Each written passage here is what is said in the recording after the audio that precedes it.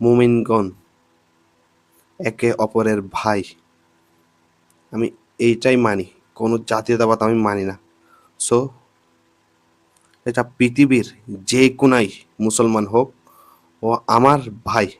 রাসূল সাল্লাল্লাহু আলাইহি ওয়াসাল্লাম বিদায় হজে যতগুলা বিষয় নিয়ে কথা বলছেন তার মধ্যে একটি বিষয় নিয়ে বলছেন, এটা হলো মুসলমানদের ভ্রাতৃত্ব। অবশ্যই জাতীয়তাবাদ আগে নাকি আপনি মুসলমান হিসেবে একবার ভেবে দেখবেন কি জাতীয়তাবাদ আগে আপনার জন্য, যে পশ্চিমারা আমাদেরকে জাতীয়তাবাদ শিখাই দিছে এটা আগে, নাকি আমার রাসূলের বিদায় হজে আমাদেরকে যে নির্দেশনা দিয়েছে আমার প্রিয় নবী হযরত মুহাম্মদ সাল্লাল্লাহু আলাইহি ওয়াসাল্লাম বিদায় হজে আমাদেরকে যেই নির্দেশনা দিয়েছে, যেই দিক দেখিয়ে দিয়েছে যে মুসলমান মুমিনগণ যে একটা ভ্রাতৃত্ব স্বরূপ সম্পর্ক থাকতে হবে, এটাকে প্রাধান্য দিবেন নাকি জাতীয়তাবাদকে? এটা আপনি মুসলমান হিসেবে চিন্তা করুন।